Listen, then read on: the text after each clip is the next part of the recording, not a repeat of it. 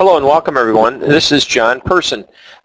First off, I wanted to just take this time to do a quick sound check for April. This is Monday, April 13th. First off, we're going to make this real short and sweet. We got a couple things that had happened over the overnight with if you go back and look at the last couple weeks, or specifically last week's weekly planning and scanning thoughts, we came up and identified strength coming into the XCI, the technology-laden area, and we've already got Qualcomm up about 3% in the overnight session. It's one of the markets that we had kind of stalked a little bit last week as well. So what I want to do is take, as I talked about, if you're in trades and you want to sell or take profits into strength. So what you need to do is perhaps take advantage of this and start figuring out some exit strategies on liquidating some of your holdings on the call options if you're in Qualcomm. So just a quick announcement there.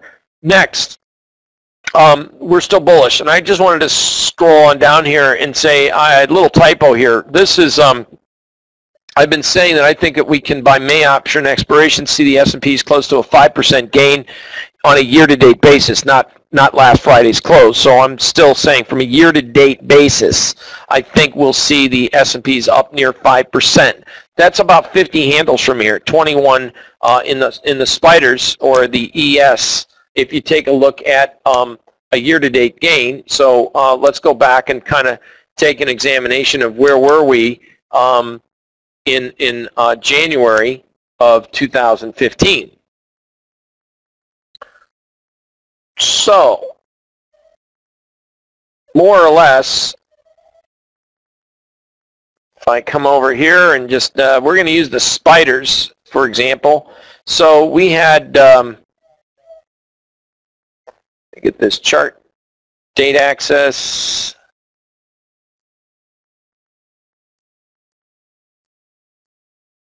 All right, so here we are, 12/12. That's not it. Let's try it again.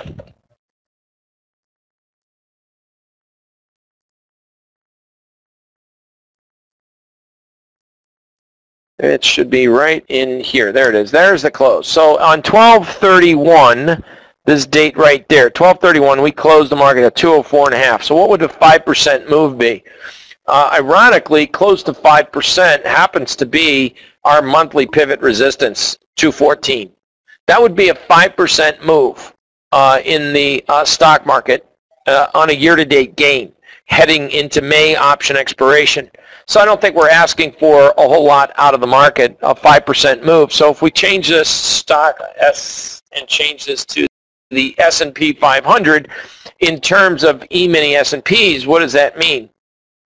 Well, on a year-to-date basis, if we take a look at where we started the year, over here and 12/31, okay, we're in the right spot. And again, a 5%, 4.89, it actually works out just about the same for the futures. So this is all the market's really done. If we take a technical look at the market and say, okay, what's the market done this year, really? I mean, we've actually been, as we've been talking about, if we exclude the absolute lows and take the average of lows, you're in a channel and you're channeling up. And we have the only caveat of this market, the detriment, is that there hasn't been a lot of volume, which means the move might come a little bit slower rather than faster.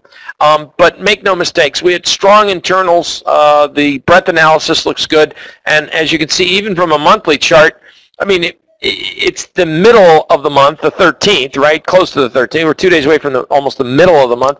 And I mean, easily we could spike up and run this market up. And then from 2095, if the market did get up into that 2140, I mean, we're talking less than 50 handles in the market. And 50 handles in the market is, you know, we've seen years ago, we've seen days. We've seen a 50, 48, 45 point day in the market. So we're just like really one really strong day away from the market moving sharply higher. And last week, our trade of the week was to buy the May 211 call options, which we've actually tweeted out to take some money off the table. And I think that's important to do in this environment, since the May options will, we're down to like 32 days till expiration. So Needless to say, I think the idea is to still look for some bias to the upside and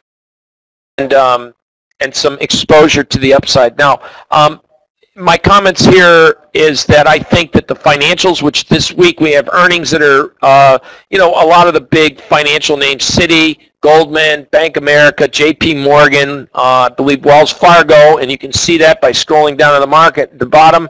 And here's our earnings place. So Wells Fargo is before the market on Tuesday. We have JP Morgan. We've got, of course, Bank of America, USB, Citi, Goldman, Key Corp. We have, what was the other guy in there? Well, I guess GE is no longer a financial. They shed their financials, so we could just, that was their big news on Friday, they're getting out of the financial and becoming more of an industrial play. Any event, I think that there's been several stocks over the last few weeks that we've posted as HCDs. Many of you are familiar with the term the acronym HCD. It stands for High Closed Doji, which means you don't wait around for a month to see performance. If it's a weekly High Closed Doji, you look to be a buyer on the open Monday morning and make a business plan accordingly. So let's take a look at some of the names real quick. So GIFI is one name on your list. It's in the energy space. GIFI, I think that has strong seasonalities going into May 1st. Volume looked like it was going to rip. And while it's not a true defined doji, it is on our computer programming because this open-close relationship was within its algorithmic target. So as you can see, we also have a nice PPS buy signal, monthly huge hammer, and we should see at the very least the market to get back up and to test the 19 handle. That's a $15 stock, by the way. All right. Next, let's take a look at DNR, Danbury. I believe it's Denbury Resources. It is. And there's clearly the doji. Here's the high closed doji. Seasonality looks good. Look at that weekly OBV. Looks awesome. And it's now popping into a monthly buy. So this is not a stock. It's an $8.59 name. It was a, close to $20 stock last year. And I think that the only caveat is the daily OBV wasn't as strong as the weekly. But still, I like this surge, kind of pull back and break out, and I think we could see maybe a move up to about at least $11. And if we do see a move back up to $11, you'll note that's about a 30% move. Folks, even if it just cuts that move just a shade and only goes to the midpoint of this breakdown, what we call a benchmark candle, if it even only gets back into the midpoint of that level as resistance, we can tone this down a little bit and say it's a 21% move. What's the type of risk that we would be looking at? Well, underneath the lowest low of the last 4 weeks would be your risk. It's almost that 1-to-1 risk-reward ratio that you would have to be looking at. Okay. So now let's take a look at some others here. We've talked about Green Mountain Coffee Roasters. We've been waiting for a trigger, waiting for a trigger, waiting for a trigger. We got the trigger. Okay. And here's the trigger. We have a strong seasonal tendency for GMRC to jump this time of year. We have a high closed doji, and the daily volume started to peek its head and look a little interesting. Note the sell-off on the monthly charts. Look at that sell-off on the monthly chart. It really came with an uptick in volume. So we haven't really seen a decline in volume. It has not been liquidated on heavy volume. So that, to me, on a monthly basis, this might be something we might get, rather than look at May options, maybe go directional with a June call option, but you want to take a look at Green Mountain Coffee Roaster in your portfolio at the very least. Okay. Next, at least we have defined risk, and then just to take a look at that, what that defined risk is, you can see you're at about a 5% risk if it gets back underneath the low of last week, and then the upside, if we only go back up to monthly pivots, 13%. I like that 2-to-1 risk-reward ratio. That looks quite appealing. The fact that the market can only get back to where it was just last month, that's not too bad. I mean, that's all we're asking the market to do. Just get back and test last month, June 6th's high. Not asking for a lot. And we're asking for it to do so, to test last month's high in probably the best seasonal strong upsurge that we generally get. So I don't think that's asking for too much on GMRC. Next, in the technical space, Xilinx popped up on my list, XLNX. So Xilinx, you know, the only thing is that the seasonality kind of peters out here, but the daily OBV looked like this thing is just going to rock and roll to the upside and take out these highs. That's what that volume kind of suggests. Or if it doesn't take out the highs, at least come back and test the area of highs, which also comes into what? Our monthly person's pivot resistance target. So what would be my risk here? You know, the market had a huge surge to the upside. I'd have to look for a little pullback, and I think it'd be somewhere between the midpoint of you combine these 2 days and say, well, what's the midpoint? I say probably just above yesterday or Friday's lows, and then the risk underneath that swing low. So that's another 4% risk in that mindset, and then my upside target is a minimum 6%, so not too bad there, okay? Then let's take a look in the consumer discretionary. People start getting engaged this time of year, or married, or both, and you know, we're starting to see a very interesting pattern. This is another one of these charts that looks, this is Tiffany's, but I'm going to change it to a different stock, and I want you to take a look at this type of pattern where it has this huge gaping hole back in January, but I just want you to make mental note of this uptrend, like an M-top formation, gaps lower, trades a little lower, and just doesn't do anything. All right, make a mental note of that, but let me finish the analysis with Tiffany's. I think Tiffany's has that capability that's going to, if we can get a pullback maybe into the 88.5 area here, you don't have to risk a whole lot on Tiffany's. If you want to take a pass on this one, do so, but it's a 4.5% risk, and I think by looking at the midpoint of that gap, it's up in about the 10% region. So that's not a bad risk-reward ratio, especially when it's now entering its seasonally best time of the year to take off. So if we do get some upside, we're not asking for a lot out of the market to get up to not the pivot, but the 3-period pivot point moving average around 97.5. So that's Tiffany's. Why do I want you to make a mental picture of this chart? Because I'm going to show you another chart real quickly and see if it has a very similar pattern. It has kind of like that, M-top, gaps lower, trades lower, and doesn't really do anything. It's almost the same chart, right? It's the same type of pattern. It's IBM. It's got nothing to do with Tiffany's. So I look at these charts and I go, wow, there's a lot of names that have very similar patterns. IBM traditionally sees some seasonal strength getting into the May time period, and with the technology space, earnings are coming out on 4/20. So I don't know if we're going to see an advance getting back into this 175, at least fill that gap right up in there, but 2 quarters of negative market action is either in an overall market that's starting to make newer highs and the sector's making newer highs. Either this company is getting ready to fold and go out of business, or it's getting ready to come back up and test the area of its gap. And I'm going to go with more of a positive type of guy, considering the fact that the market is trending slightly higher with daily increasing volume on those rallies. I'm going to go with the fact that I think we're going to pop up to 173. All right, so anyway, last but not least, in the giant tech space, and I'm not sure if people are on board with this one because we've seen so many tech names pop, but this is Microsoft. And so Microsoft, in the technology space, it did not generate a weekly buy. It's not a high close doji, but in the essence of the volume on a daily basis, it's come back into some pretty strong support. Old resistance, oops.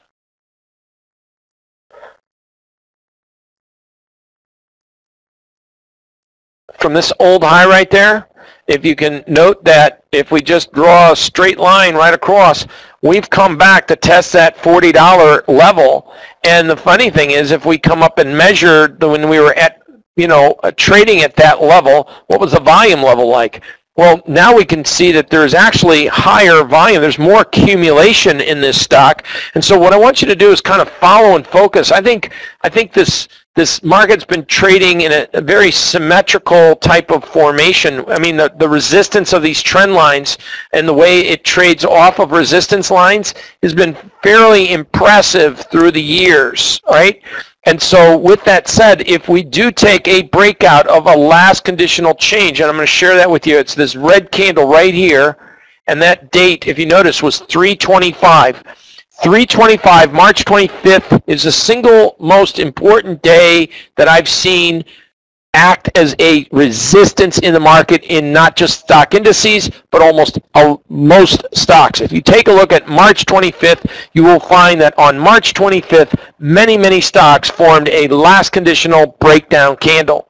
So let me share with you what I mean. Even on the spiders, this is March 25th. March 25th singly marked a day which almost every stock that's been down was sold off on that day, and the index created what I call the last conditional change. So looking at the market, a high of 209.35, you'll note that, try to get it exact, here it is, we didn't quite get over the spiders on Friday, or excuse me, on Thursday, but we did on Friday. There it is. So on the 10th, we closed above that last condition. That clears the way for a potential upside breakout. Typically, when we see breakouts above last conditional change candles, like we had one over here, typically when we see that breakout, it gives us an idea that we've cleared resistance and the market's come back from where it melted down from, and it's come back up to test the highs one more time. We turn to other indicators and other technical analysis tools, namely our breadth analysis, to say, well, do we have more stocks generating buys or less stocks generating buys? And more importantly, what's the participation rate? In our weekly analysis, what I do, folks, is I will come up and give you these technical points of interest. These are bullet points. The Russell, the NASDAQ, the NICE, all are in weekly buy mode. That's the PPS buy mode. Weekly on balance and breadth indicators posted new gains in all of those top 6 indices. The weekly AD comp levels posted new yearly highs in these top 3 indices. The NICE, which many people do not know, is not an entire US-based corporate America stock index. Rather, 68% of the stocks contained in the NYSE are actually US-based companies, and the rest are foreign. But it is a broad-based index, and it kind of represents the maybe global markets. A lot of people look at it because they don't know what else to look at. They don't have information or the ability to look at breadth analysis in the other top indices. Since we see from time to time markets or demand for high dividend yielding stocks in the diamond, or growth stocks in the Russell, or technology and biotech in the Qs, or maybe oil, energy weighted sector like in the S&P 500. This is where we get a idea that we see a sector and index rotational grind in the market. So that's why it's imperative that we take a look, if we're trading these markets, the breadth and market rate participation of stocks within each one of these stock indices. After all, the majority are capitalized weighted indexes. If you don't know what that term means, please shoot us an email. We'll give you a full explanation. Next, McClellan oscillator is an indicator that bases itself on the trend or the direction of the participation rate of the AD lines based off of the NYSE. So when I take a look at these bullet points, I want to kind of take a look at a few things with you together real quick.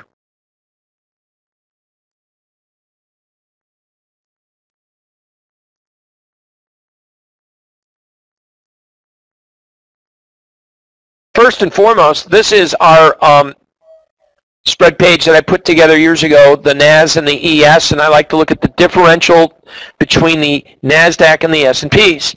Underneath is the McClellan oscillator. This is a daily chart. Traditionally, when we get to this red line, we're overbought. Zero line is neutral. Cross above the zero line indicates there's positive momentum. Crosses below the zero line indicates there's negative pricing momentum.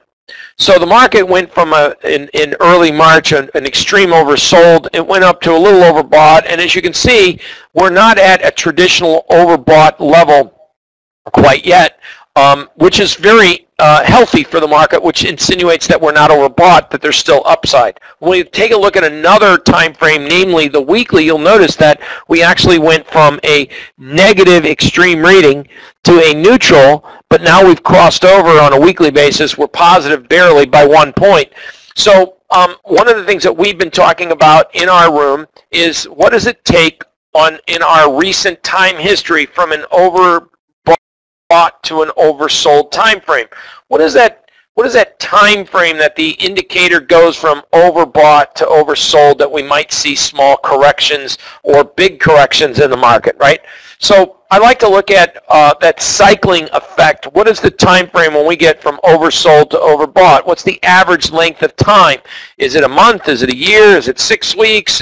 What is it? You know, after all, every time the market gets from an oversold to an overbought, we seem to have a definitive time frame on average, and I'm talking now going back on a weekly basis. Look at how many times in even October of 11, how many times did we see the market go from oversold to overbought? What is that relationship? And I can do this all day long with you guys until I'm blue in the face. The point is, you know, you can clearly see there seems to be a relative cycle of looking at markets going from overbought to oversold. And that's what we kind of discussed in the last few weeks in our weekly planning and scanning.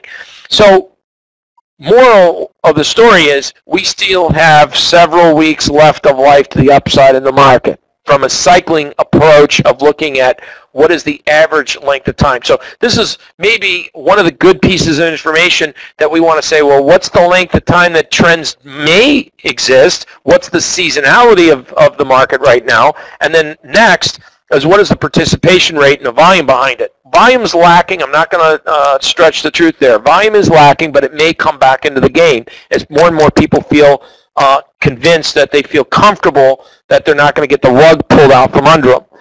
And that's what I think has been really holding the market back. Next is that there's certain sectors that's starting to perform. And what's that rug that would be pulled out from every investor being in the stock market? The Fed raising rates sooner rather than later. So with that said, we enter earnings season. We should see some general positive earnings results, as this particular quarter, there was a major reduction in expectations of what companies would make due to weakness of foreign currencies, due to poor weather, due to every other excuse in the book that you can imagine, but we've reduced our profitable expectations for the majority of stocks contained in the S&P 500. So it should be at the very least an interesting earnings season going forward. With that said, that kind of concludes what I wanted to go through. Please, you know, I hope you take advantage of the weekly thoughts and observations. Last week's was just, you know, absolutely outstanding. Coming in with an actual trade of the week, we should conclude with the fact that this is not just the trade of the week, but it's still the trade for the next few more weeks. But I think that if the S&P, the 211, the market gets to my 5%, you'll note that that's 214. So, you know, if you get the 211 calls close to that $3 mark, you should get probably flat. Here's why. The market will be paying you today, and we were looking for a directional delta trade, the market will be paying you today or this week for the market being at expiration 214. So if a 211 call is valued at $3, they're paying you for the market to be at 214. $3 plus 211 is 214. And so if you don't have to wait around for 30 days, sometimes I've been wrong in my analysis thinking the market can go 5% higher and it actually goes 9%, but this time of year, you know, it may be a blow off top. I'm not expecting much more than 5%. So do yourself a favor, take money off the table. If you don't, the market will. Thank you all very much, and I hope you enjoyed last week's presentation as well as the follow-through and follow-up with this week's planning and scanning.